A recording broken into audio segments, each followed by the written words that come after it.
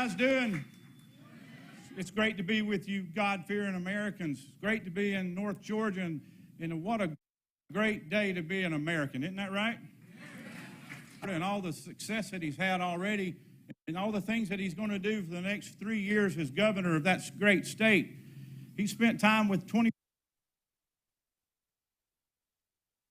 other state senators who are God-fearing conservatives, and we continue to move the ball here in Georgia. I represent the beautiful North Georgia mountains up in Dahlonega, but I'm honored to be the majority leader of the Georgia Senate this year and next year. Again, because the General Assembly sine died last night at midnight. That's right. Your legislators have gone home for the year, not to return till next year. But we have done a couple of great things this year I think you'll be proud of. One is we returned over $1 billion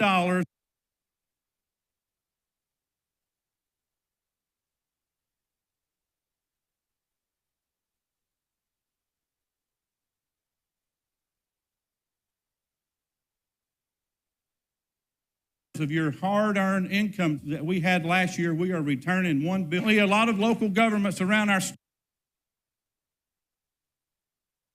have increased property taxes on your homes during historic inflationary times.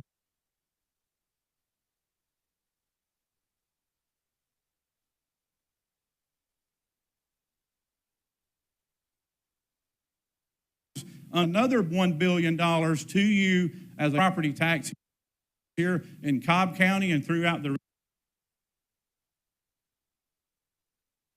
rest of the state of Georgia. School safety measures, and we're increasing penalties for criminals who break the law in Georgia. We will not. Thank you.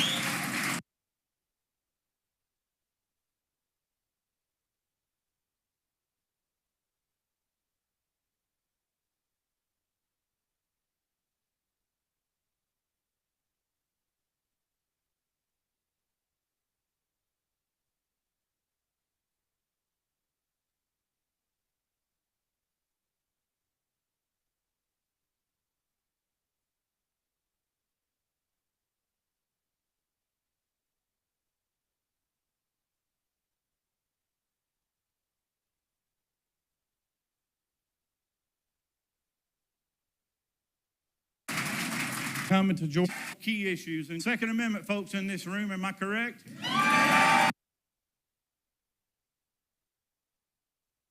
Amen. We also passed constitutional carry in the state of Georgia just 2 years ago.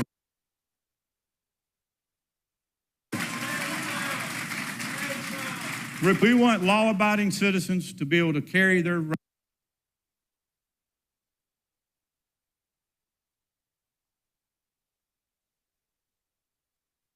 rifles and their handguns and not be able to carry.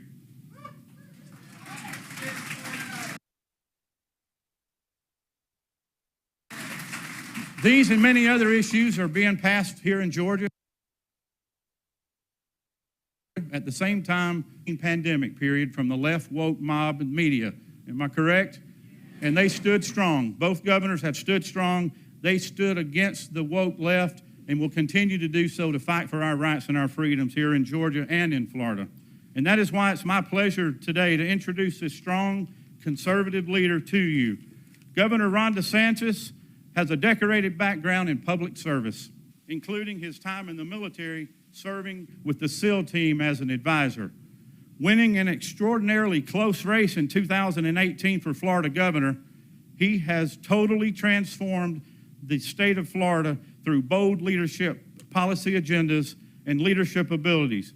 He took a state that was essentially purple and he turned it into a winning margin of over 1 million voters this past year when he got reelected governor of Florida.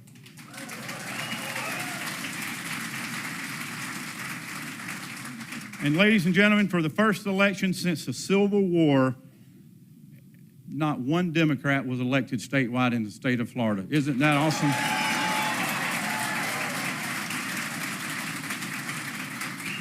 Governor DeSantis has led the way on immigration reform, pro-business tort reform, developing critical infrastructure, and keeping the leftist woke agenda out of our schools. I'm excited, just as you are, to be here today to hear more about his book and the game plan that he implemented to make the tremendous shift happen in the state of Florida politics. Ladies and gentlemen, please help me give a strong Georgia welcome to the governor of the state, the great state of Florida, Ron DeSantis. Down in sweet Florida, he's shooting us straight, telling us the truth. Yeah, that's right.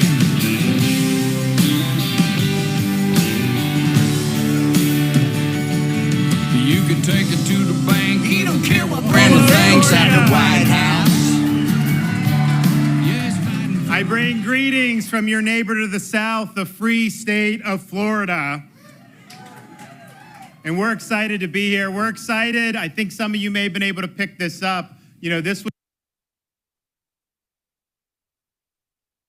was the #1 book. This reached #1 in America. Can you believe that? We're really excited about that.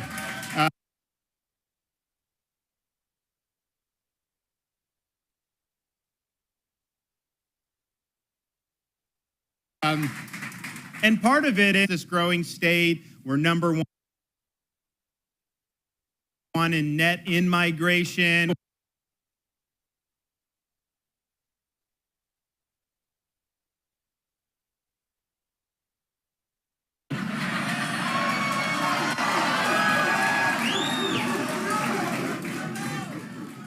So I just have a little bit of a plea.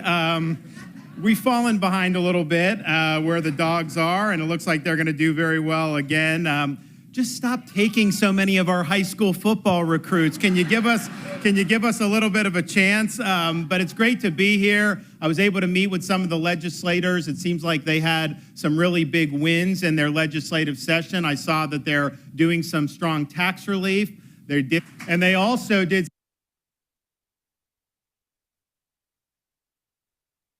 something that we did through our administrative, but we're also going to do legislatively is, stop these sex change operations for these minors.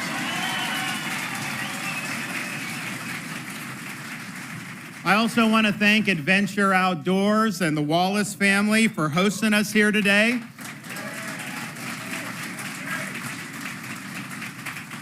And I'm proud to be able to stand here and say that we support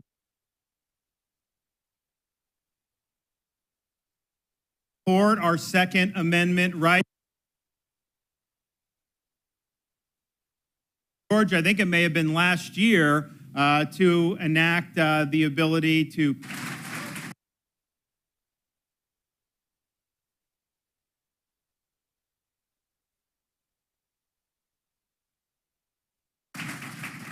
and as of right now, there's 25 legislation in the law.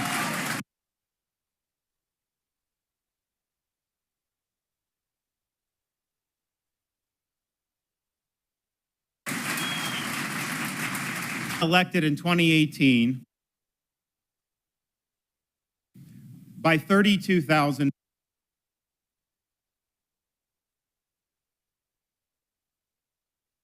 votes. And Florida, if you look at our history for the previous 10 years, every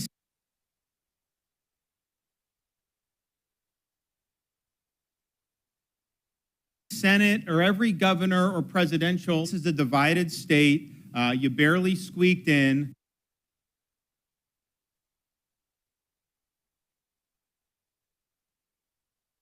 Trim your sails. Don't rock the boat.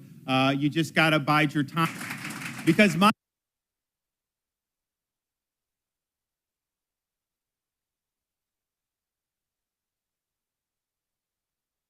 view is very simple. I may have earned a mere 50 to advance an agenda. And my philosophy was that one of our founders,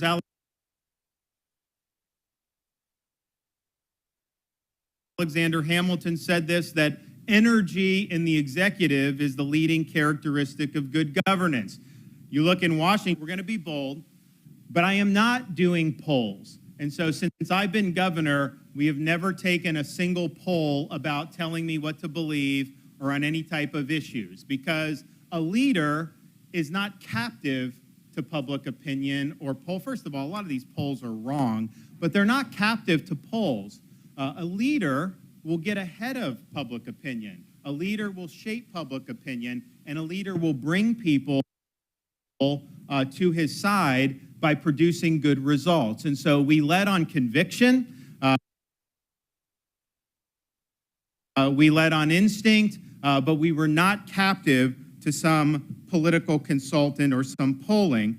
We also made it very clear to people working in the administration. This isn't going to be like Washington, where you come in and you leak and you do whatever you want with your own agenda. No, if you're working in our administration, you got to put the interests of the public above your own agenda.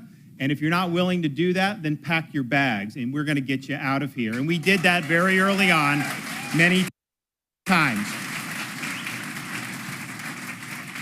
And I don't think we've had, for like the last 4 years, I don't think there's been a single leak. The final thing I said we had to do was, I'm sick of some of these Republicans that get into office and they're like potted plants. They just wait for things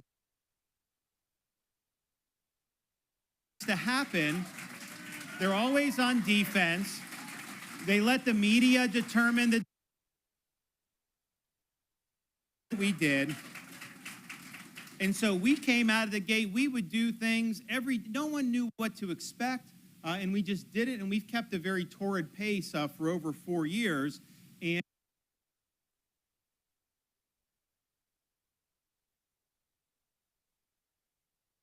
And what was the results of that? 2,000 votes and half a percentage point. November of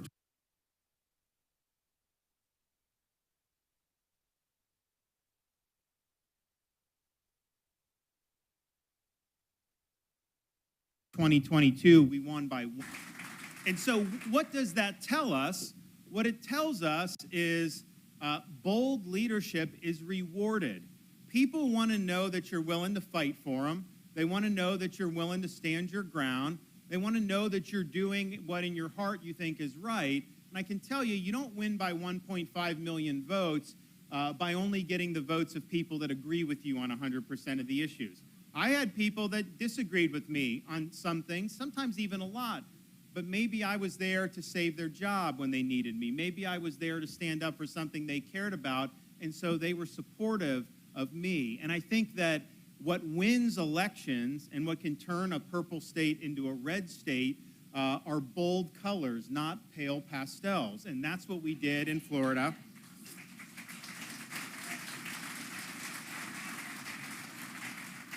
And the result was not, because sometimes people win elections, sometimes you can do pretty good, but what we've been able to do in Florida is we've fundamentally altered the political trajectory of the state. The Democratic Party in the state of Florida is dead.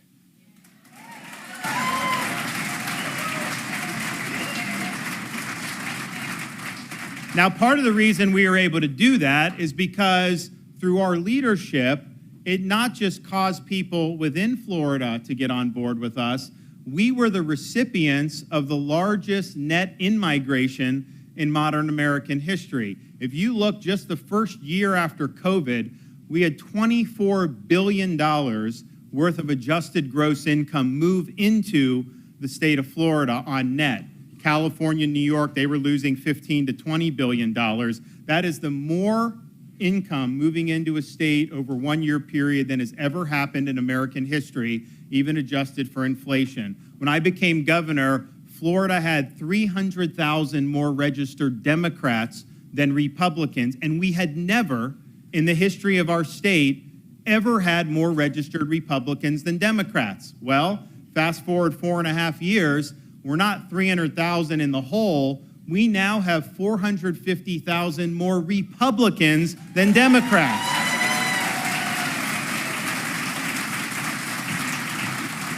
And that was partially because of the migration. You've seen a massive exodus from states governed by leftist politicians to states governed by conservative principles. And the trend is unmistakable of where people are leaving and where people are moving to. And if you look at Florida and Georgia and some of Texas, some of these other states, the way you're governed is so radically different than the way you're governed in these other states. In Florida, our economy has grown more than any large state since I've been governor. We have no state income tax. You guys should try that. It's not a bad thing to have.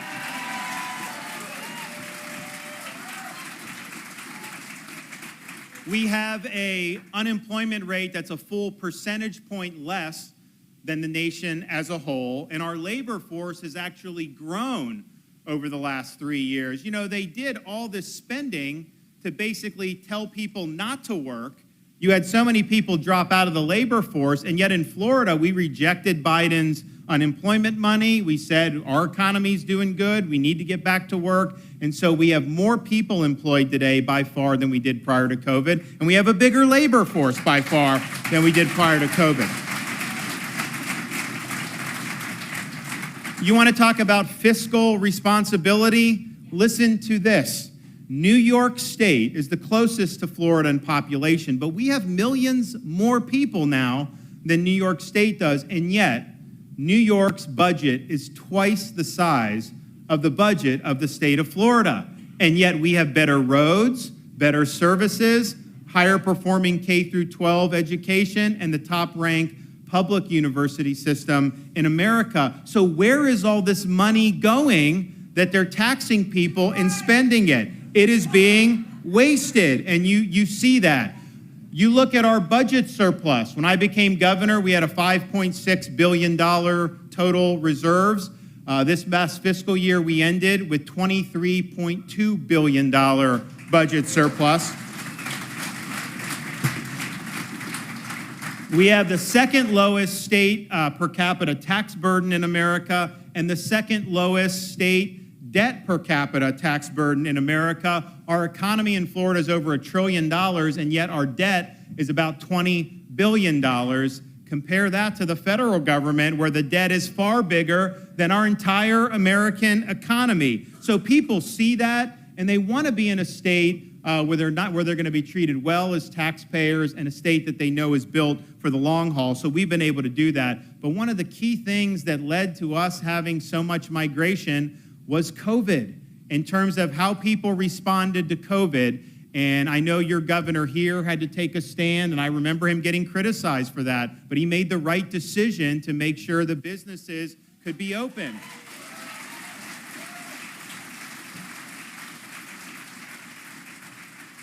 And so I'm proud that when the world went mad, when common sense suddenly became an uncommon virtue, that Florida stood as a refuge of sanity, a citadel of freedom for people, not just in our state, throughout the country, and even people around the world that would come to Florida for refuge, because we would not allow our state to descend into some type of Faucian dystopia where people's livelihoods were destroyed.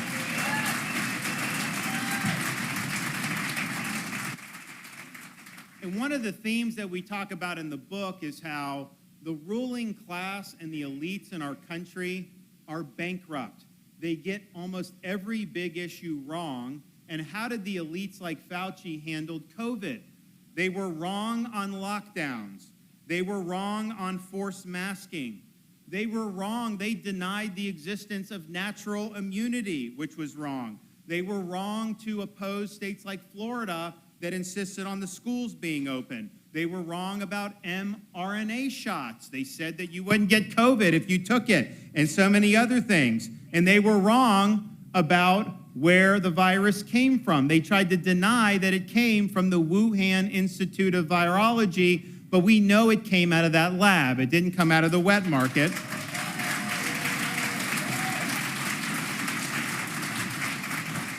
So they were wrong about all those things. Many people, particularly in the blue states, really got hurt. People lost everything. They lost their jobs. Their freedoms were infringed upon. It didn't make a hills bean a difference in terms of the virus. You know, Florida, in spite of being open compared to California and New York, which approach it differently, our excess mortality was less than New York and California. So all of that was really for naught. It was destructive, and it set in motion a lot of the problems we still see now with our economy. The inflation and all that really goes back to that time. So my question is where is the accountability? How come people like Fauci haven't been held accountable for being wrong on all this stuff?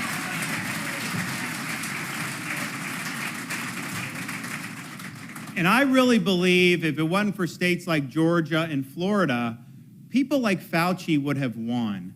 You would have had all this happen throughout the entire country. They wanted to do rolling lockdowns. You know, China was just doing lockdowns a couple months ago for this. It's insane what they wanted to do. They wanted to use this to exercise control. So what did we do in Florida to serve as the roadblock for this? We were one of the first, if not the first states in the country to ban any COVID shot mandates for school children. We are not going to have this mandated.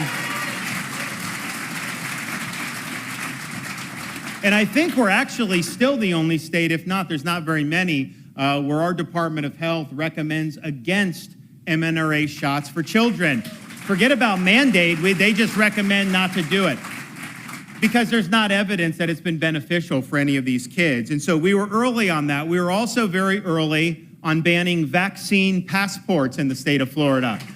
You have a right to participate in society without having you to cough up medical papers or to show you're getting the sixth booster or any of that. That's your decision, and you have a right to make that decision without your freedoms being circumscribed.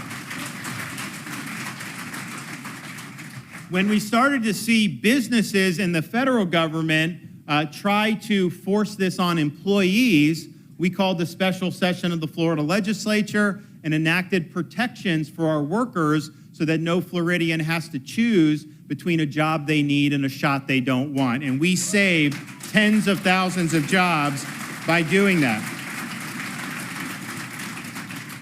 And, you know, you're in Georgia, I'm in Florida. There's kind of an instinct to just kind of say, man, some of that's ancient history. That's a year, 2 years ago, whatever. But just keep in mind, Biden's administration is still clinging to some of this stuff. We have this mandate for the vax for air travelers from foreign countries. We're doing the Miami Open tennis tournament down in South Florida. We wanted Novak Djokovic to be able to come and participate in the tournament, but he's not gotten the mRNA shots. And from the very beginning, he said he's not going to do it because he didn't need to do it. I mean, he's in great shape and it's fine. He's already had COVID, but they say if you don't show proof of this, then you can't get in. Now, I wrote Biden a letter. I said, you got to stop this insanity. But I also have noticed in your executive order, we may be able to sneak someone in by boat. Is that okay? Can we do it? He didn't respond to that.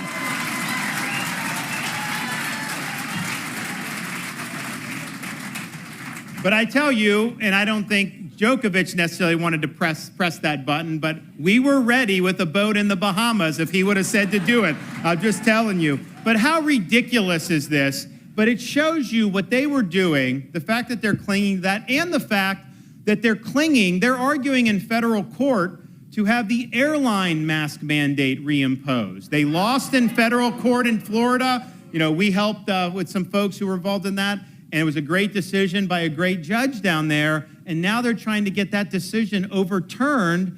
Why do you want to force this? You know, they would force these masks, like we have young kids, 6, 5, and 3, and like to try to force a mask on a 2 or 3-year-old, it's hard enough having kids on an airplane. Some of the things they were doing is just nuts. But what it shows you is this was not about your health. This was about them exercising control over you. That's why they want to do it. So the fact that we rejected that in Florida, we would be a place where people would just come to try to feel normal again. And I had people arrive in from blue states, 2021, even into 22, where they still had stuff. And they said it felt like they were in a different country coming to the free state of Florida. So we're proud to have served that role. and we're proud to have stood up against the tide of everything that was going on. I remember your governor getting reamed. There was not a single governor in this country that got attacked more than me about some of the things we did during COVID. And I even had a lot of supporters who, they had confidence in me and they didn't necessarily, doubt kind of my substantive policy judgment, but they told me, like, man, you're getting killed. Like, they are coming at you, you're losing popularity. You need to do something, impose something, this is like summer of 2020, I remember, just do something to get them off your back. And, my view is, look, as a leader, you've got to put the interests of the people you represent and their jobs ahead of your own job. And so I didn't know necessarily how it was going to work out politically. Clearly, we were going against the teeth of the bureaucracy, the corporate press, the left, and honestly, there were a lot of Republicans who were criticizing what we were doing. But my view is, we've got to stand. We've got to make sure that we keep society functioning. And so that summer of 2020, we got on the other side of it. Then people started to say, oh, man, maybe it's right what Florida's doing. Maybe you have to do it. Maybe that's how you should do it. And that's when our economy really started to pick up and people there. But it's just a lesson. When you get elected, why are you there? Are you putting service above self? Or are you just trying to protect your own political hide? And I'm just happy to say that I was willing to let the political chips fall where they may. I didn't necessarily know what I was doing, if what I was doing was right politically, but I didn't really care. I would have been able to look in the mirror, win, lose, or draw in the election of 2022, knowing I did the right thing. And that's what we should be doing.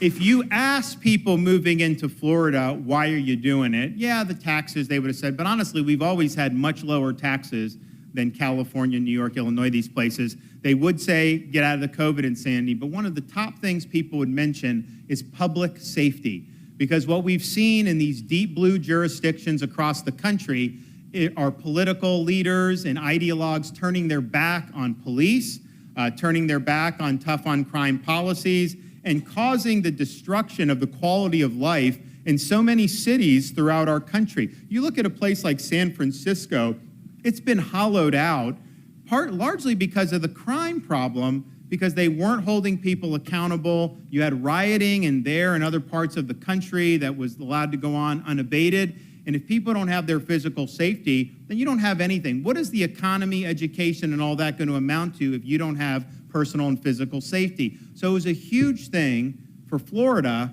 to be unabashedly a law and order state. I remember seeing the riots in Minnesota, started to see it percolate throughout the country. We didn't waste any time in Florida. I activated the National Guard, had them on standby, ready to go, because we were not going to let cities in Florida burn to the ground. We were going to make sure to stop it if it happened. And of course, it didn't end up happening.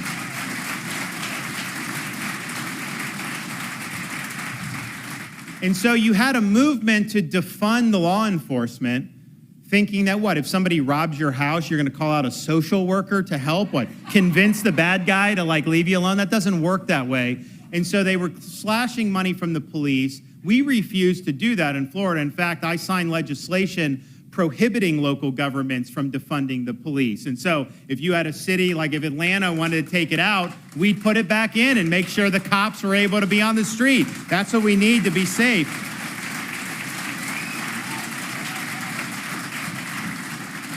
And we've also, since then, because some of these police officers are treated horribly across the country in some of these places. And so what we did in Florida was we said, we're going to do a $5,000 signing bonus for any new recruit. So we got people coming from New York City, Chicago, Philadelphia. They come to Florida. They're in Bradenton or Sarasota or Miami, and they get right off the top $5,000 for signing up. People are flooding to our state in law enforcement, and I think we're probably going to have the strongest law enforcement in America within the next couple years. So it works. One of the things we did, though, legislatively after the summer, these BLM riots was, we're like, you know what? The left is fomenting a lot of this. I don't think this is going to be the end of it. I think they're going to find reasons in the future. So we passed anti-rioting legislation, which said very simply, if you riot, if you loot, if you're engaged in mob violence in the state of Florida, we are not going to treat you like they do in Portland, where they riot, they slap them on the wrist, take their mugshot, and put them right back on the street. No, in Florida, if you're doing those things, you're not getting a slap on the wrist, you're getting the inside of a jail cell, because we're going to hold you accountable.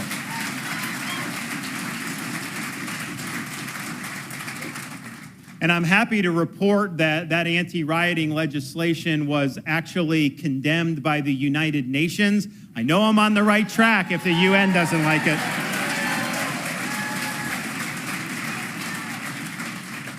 You also have seen a rise of soft on crime policies. And so there's states that have eliminated cash bail. So you have criminals will be charged, they'll go in front of a court, and then they just get released right back on the street. So it ends up happening before they even do a guilty plea or even have a trial, they're committing multiple more crimes out on the street. Cops have to risk their lives to apprehend these people again, and there's more people that are victimized. It's insane that they're doing it, but they are doing it. They also have policies in place to release criminals from prison early. And these are people that have not been rehabilitated. They go back on the street, and the first thing they do is reoffend. You saw this person working for Rand Paul that just got stabbed. That was somebody that was released when they should have been behind bars. So we've rejected all of that in Florida and make sure that if you do the crime, you do the time, and that's the way it's got to be. But to top it all off, I think what's really made crime go out of control is you've seen the election of left-wing prosecutors, oftentimes funded by people like George Soros, and they get into office, and they say, you know, we are going to pursue not the rule of law, but social justice, whatever they consider to be social justice. So that means if there are laws they don't like, they just simply don't enforce it. I met a guy from San Francisco. He moved out of it. Someone broke into his house, and the cops came, and he reported. They're like, do you want to press charges? And he's like, of course. They're like, well, they're not going to bring the charges. Why would you even bother doing it? And I'm thinking to myself, someone breaks into your house and the prosecutor won't bring charges? There's people that get mugged in LA in broad daylight. They won't necessarily bring charges. And so a prosecutor cannot be a law unto himself. If you get elected to be a prosecutor, you owe a duty to faithfully enforce the law. And if you don't like a law, it's a free country, but the way to deal with it isn't to not enforce the law as a prosecutor. It's to resign your post, run for the legislature, and then try to change it the constitutional way and the appropriate way. And I am the only governor in America who, when we had a prosecutor funded by Soros in Tampa that said he wasn't going to enforce certain laws that he didn't like, I'm the only governor that has removed a Soros prosecutor from his post.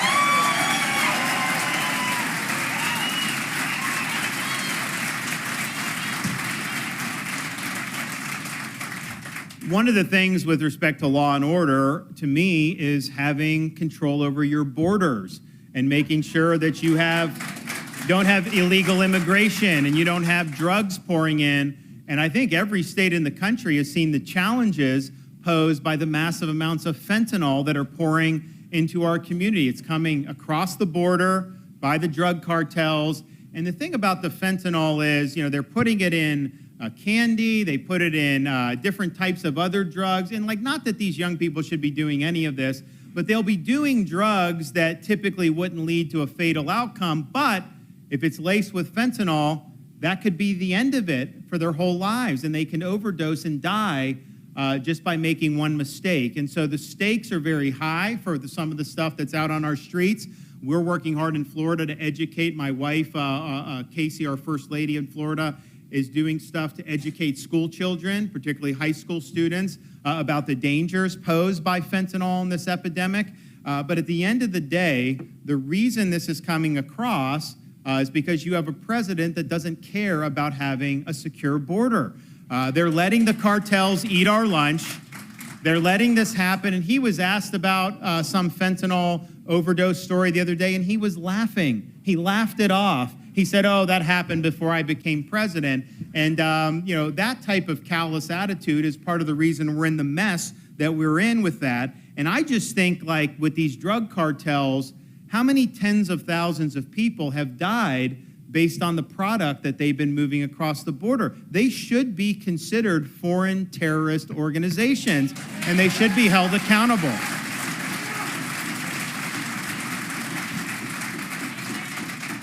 You also have criminal aliens coming across the border. You have people coming, you have left-wing governments that will send people to the border. You have people that have gotten out of prison in places like Venezuela, which will be sent to the border. Then you have people that are on the terrorist watch list. And this isn't me saying this. This is Biden's own DHS saying, we've had dozens of people this fiscal year already who've come across who are on the terrorist watch list. And we even have people coming over that are affiliated with China. China coming across our southern border. So it's been a complete dereliction of duty. In Florida, now we are not on the southern border, but we feel the effects of this. Georgia feels the effects of this. So we've worked very hard since I've been governor fighting back against illegal immigration. We finally, the whole time before I became governor, they never wanted to touch some of these issues. And I dove headfirst in them. So we banned sanctuary cities in the state of Florida.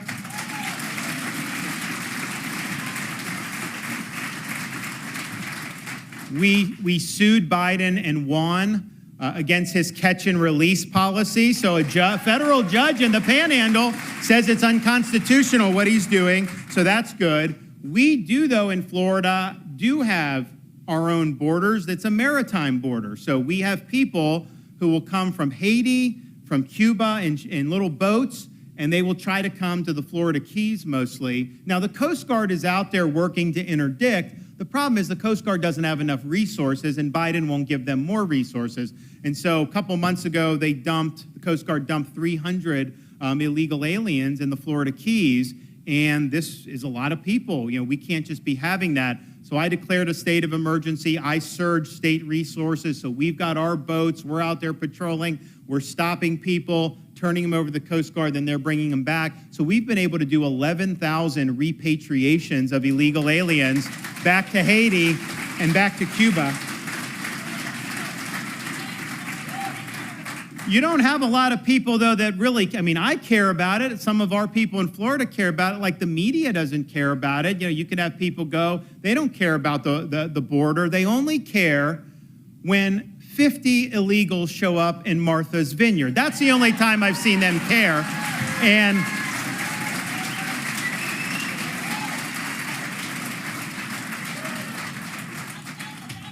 And the thing is, Martha's Vineyard claimed they were a sanctuary jurisdiction.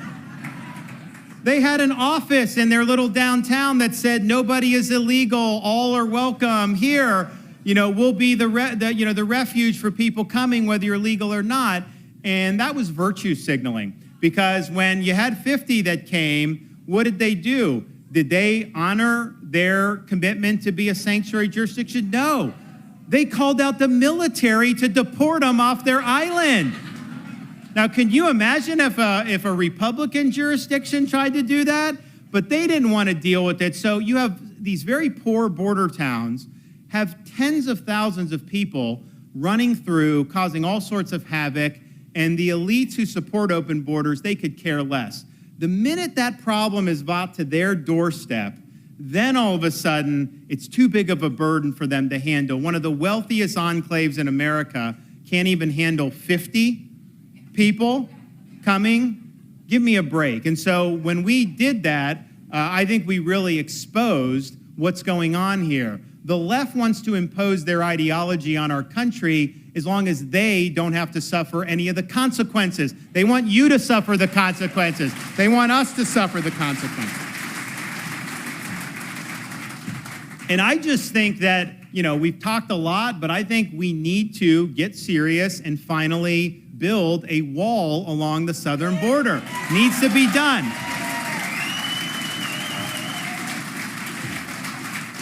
And here's what I can offer President Biden.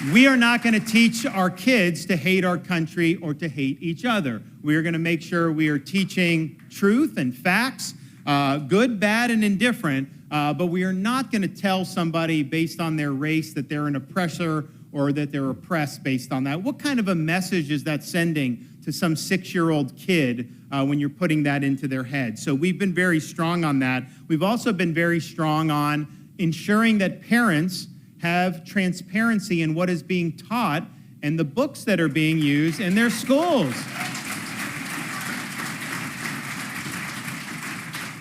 And some of it is just making sure that the books align to our state standards, but some of it is they try to get this sexually explicit material into libraries where like 5th graders or 6th graders can do. And we did a thing to expose this, a press conference a few weeks ago, and we basically, it was called Exposing the Book Ban Hoax, because what the corporate press will say in the left is, if you think it's inappropriate to have a book for a 10-year-old that has hardcore pornographic drawings, if you think it's appropriate that that's not in the school, that somehow the book is being, quote, banned, it's not. Adults can do what they want. But you, by definition, have to curate what books are going to be in a school and not. Because a school can have 0.0001% of all books in existence. So you're making decisions about what you're doing. Why would you make a decision with our tax dollars to fund having a book in the library for these young kids that's sexually explicit? It's inappropriate. So we did a thing to do this, and we played on a video the images that were in some of these books. The local news stations had to cut their feed because it was too explicit. They wouldn't allow it to be on their feed. Well, if it's too explicit for the 6 o'clock news, how is it appropriate for a 4th grader?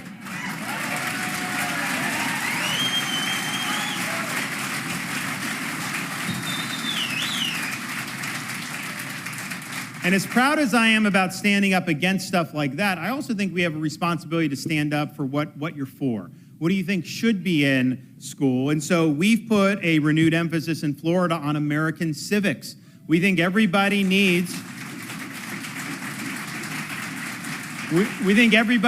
have a foundation so that they understand what it means to be an American. So not only do we have standards where they got to learn the key things, they take a test their senior year to identify their level of civic knowledge. We also created a course for teachers where they get a $3,000 bonus, but they go through the course, and it's been compiled by great scholars from places like Hillsdale College and all these other great places that's really talking about the foundations about how our country came to be. And I think it's important that we do that, because no matter what a student's going to do, you can go into law, you can go into business, medicine, you can go to college, you can go into a trade. Everyone will be called upon to exercise the duty of being an American citizen. And I think we owe it to people that have sacrificed in the past, as well as ourselves, our kids and grandkids, to make sure that they're not being graduated as listless vessels, that they have a good foundation, and that they can go out and be productive citizens. We've also, and I think we're the only state in the country that's done this, we have identified every November, we do on November 7th, a day where our school children learn about the victims of communist regimes throughout history. So we're going to teach the truth about Marxism and Leninism. We're going to let people know about the 100 million dead in the 20th century. We're going to make sure that they don't take our freedoms here in the United States for granted. We've also drawn a very firm line in the sand against imposing things like gender ideology in our schools. And it is just inappropriate for a teacher to be telling a student that they may have been born in the wrong body. It's inappropriate to be telling them their gender is a choice. And so we took a stand against that in Florida, signed legislation called the Parental Rights in Education. And we got a lot of flack from the left and the media, and even got flack from a company that some people have heard of in Florida named Disney. But ultimately, you know, my job is not to kowtow to some woke corporation in Burbank, California. My job's to stand up for the children of my state. And so, of course, we signed the bill. Of course, we stood up for what's right.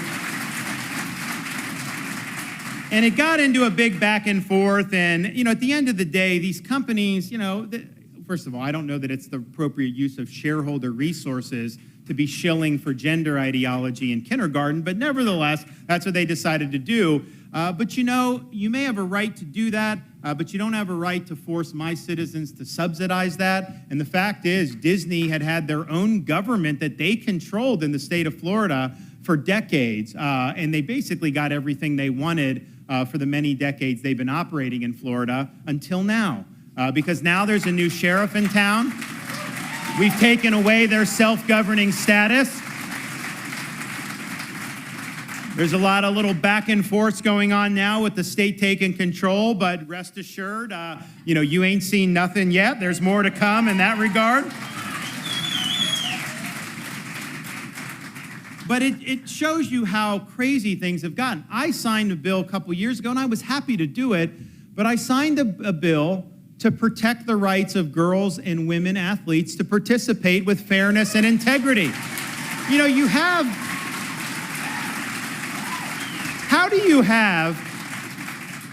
have somebody that swam on the men's team for 3 years and then switches to the women's team and wins the national championship in 500-yard freestyle?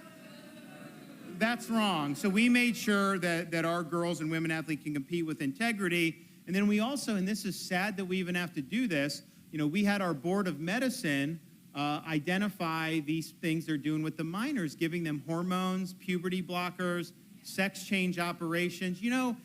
Kids of that age go through a lot. It's a difficult time. Over 80% of the dysphoria resolves itself when they get older anyways. Why are you taking off body parts when someone's 15 or 16 years old? It's wrong. And so we've had people that went through that who are now adults, and they really regret it. And so they've come out and testify. So we had, through our Board of Medicine, enact a rule that says any physician that does puberty blockers or sex changes for minors is going to lose their medical license in the state of Florida.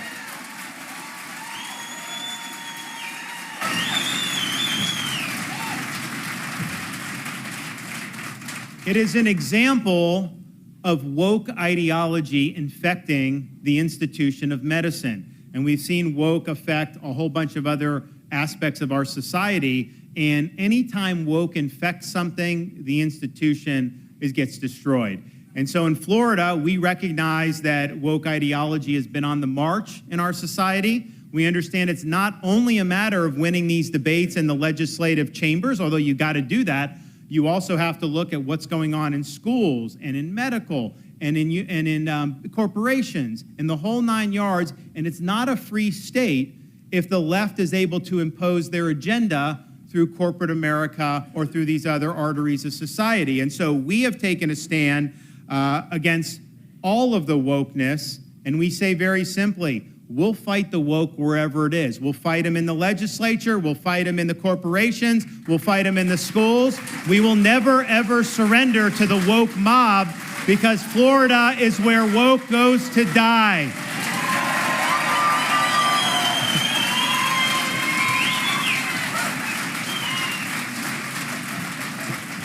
And if you think about it, it really is significant because some of it's ridiculous. I mean, you want to tell me that men can get pregnant. No, I'm not buying that, okay? You want to tell me that babies are born racist. No, I'm not believing that.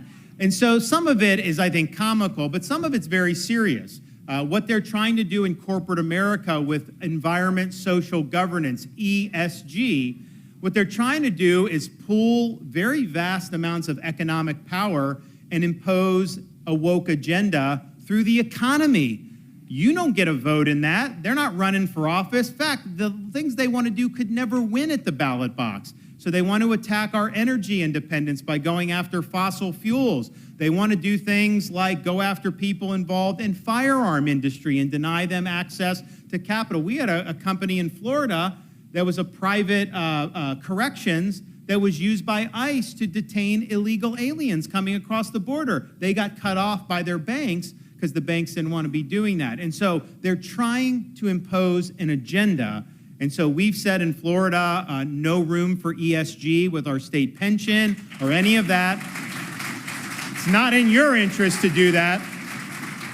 I mean, basically, you have some of these groups, they want to take pension money for teachers, cops, firefighters, and they want to use that not for the best returns, but for advancing a political agenda. And so that's a breach of fiduciary duty. It's wrong. We're going to make sure in Florida that's very, very clear. But you also have this issue of woke banking, where they are trying to marginalize groups that they disagree with. So we're going to do legislation this year in Florida to crack down on woke banking. You should not be discriminated against by financial institutions because you're conservative or a Christian or a gun owner. We're going to make sure that you can participate in society.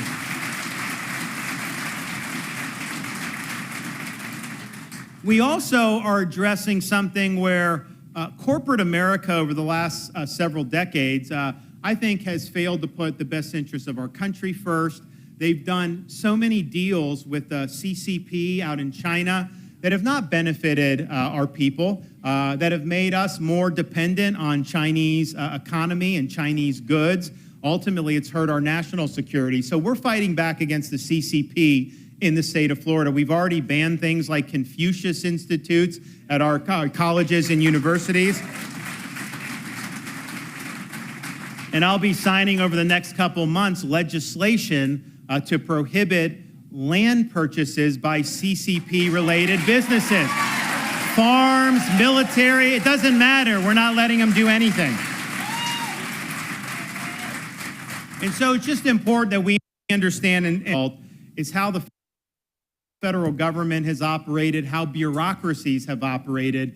When Ronald Reagan came on the scene, he said that the most terrifying words in the English language are, "I'm from the government and I'm here to help." And, you know, there was a lot of truth to that. Government was getting over its skis. You had a lot of central planning run amok during the Great Society, where they waged a war on poverty and they ended up entrenching poverty throughout our country in ways that were difficult to shake. And so what they were doing was failing, and they were getting involved in things they shouldn't get into. And they're still doing that, don't get me wrong. But I think the difference between then and now is now this bureaucracy has become weaponized. They're being mobilized to go after people in our society that they don't like. I mean, just think about what they have done with some of the vax mandates. That was not about health. That was about punishing people who failed to bend the knee. They said the nurses were heroes in 2020 because they're on the front lines helping COVID patients. Many of them had gotten COVID and recovered, but yet a lot of the nurses, particularly the young ones, didn't want to do the shot. So what did Biden do? They tried to mandate it on the nurses. In Florida, what we said is, because they rely on the state to do the survey of the hospitals, we say, we are not surveying any of our hospitals. You can pound sand. And we saved a lot of jobs from our nurses as a result of that.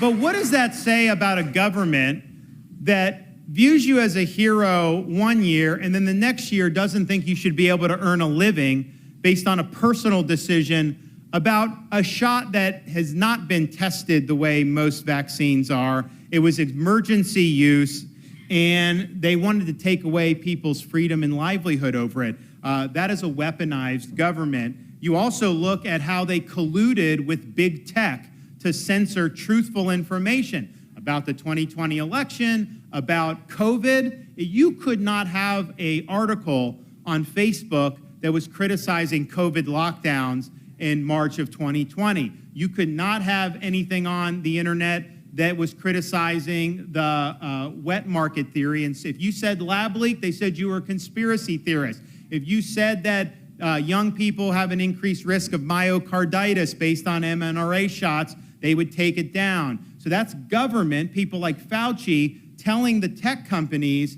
what information they do not want you to have, and then the tech companies are doing the bidding of the bureaucracy and of the federal government. That is unconstitutional. They cannot do that.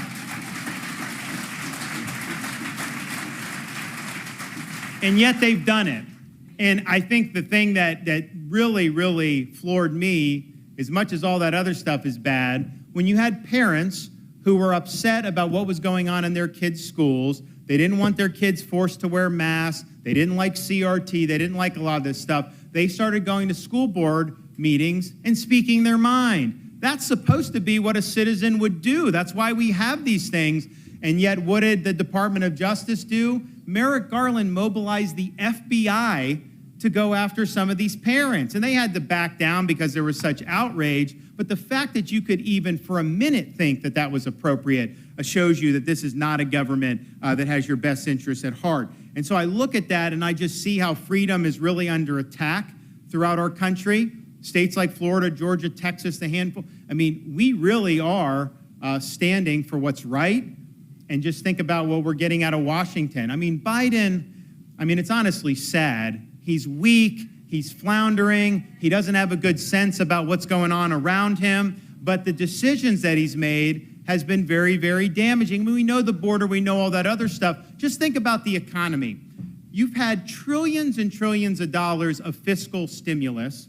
You had the Fed pump trillions and trillions of dollars into the money supply.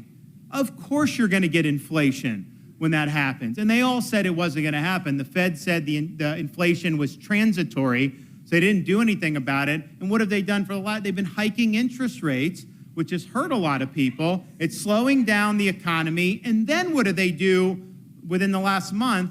You have a bank in Silicon Valley. You have all these elite people that are using it. And there was all kinds of stuff with how that money was being used. I mean, they were taking a risk by having it there, and they're very sophisticated people. And so they go, so this bank ends up getting caught. They had too much long-term, low-yielding debt, and it wasn't working. And then people started to have a run on the bank, and so they were in trouble. So what does the Fed and Treasury and FDIC do? They bail it out. They bailed out the Silicon Valley Bank. I can tell you, if this was a bank for like farmers in the Midwest, is there any possible chance they would have bailed out those deposits? Of course they wouldn't. So one, that's just fundamentally unfair, and it shows you that people connected get treated better than people who are not connected to the ruling class. But the other thing they've done in the process of bailing out the handful of banks that they have, they've printed another $400 billion and putting it back into the economy. So they spent all last year trying to take money out, trying to get inflation under control, and they've just now printed, wiping away half of what they've already taken out in the last year. This Fed chairman has been a total and complete disaster, and you are paying for it, and people all across this country are paying for it. But I just look at all this, and I think to myself, Biden needs to go. He needs to go back to Delaware.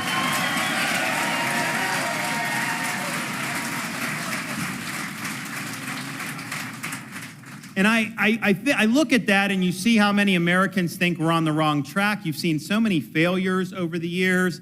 Some of the COVID stuff, some of the things with the financial crisis. There's been so many things, not even being able to have your border secure. And a lot of people really wonder whether we've peaked as a country. I think there's a lot of pessimism out there. I think we have declined over these last many years. But here's the thing. And I think Florida shows this. I think some of the other red states show this. A decline really is a choice. Success is attainable if you want it. And freedom is something that's definitely worth fighting for. When you do,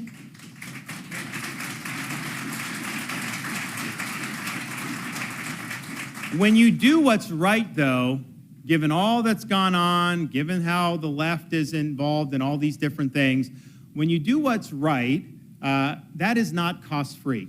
Leadership is not cost-free. So we talk about the courage to be free is the title of the book, because I think if you're not willing to pay a price about being involved, it's not just about being a governor of a state. It could be about a parent going to a school board meeting. It could be someone that's involved in their community in some other ways. If you're standing for what's right, the left's going to attack you. A lot of times the media will attack you. And clearly, I'm somebody that they've come after a lot. But I think about that, and yes, it's not always easy. Not everyone wants to be in that fight. But just think about so many other people that have sacrificed for us throughout American history. I used to go on a plane flight when I used to go up to D.C., and when you go up from Florida, there was a route that you could take as you approach Reagan Airport. And it was flush parallel to the National Mall, and it was very low-flying flight at that point. So if you look to the left of the plane out the window, you would see Great panoramic views of the Lincoln Memorial, the reflecting pond, the Washington Monument, the beautiful vista of the Capitol building up on the hill. And it really is inspiring. Those are great symbols of what it means to be Americans and what a free society represents. But after doing that a few times, I started to realize that the best monuments for our country were not actually out the left side of the plane, even though that was the National Mall. Because if you look out the right side of the plane, you look over the Potomac River, you'd see very small monuments, very orderly arranged over rolling hills in a place called Arlington National Cemetery. And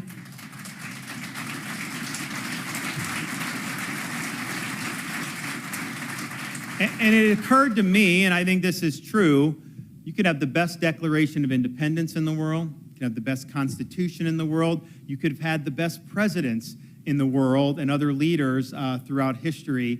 But if you don't have people that are going to put on that uniform, stand up, fight, and indeed give their lives in the last full measure of devotion, then it isn't going to amount to very much. So we've got a fight on our hands. Florida has played an important role in preserving freedom in this country. We owe it to ourselves, our kids and grandkids, but we owe it to those patriots who have given the last full measure of devotion to make sure that their sacrifices weren't in vain. And so all I can tell you is I'm not backing down. I'll be holding down the fort, and I've only begun to fight. So thank you all for being here. God bless you. Thank you.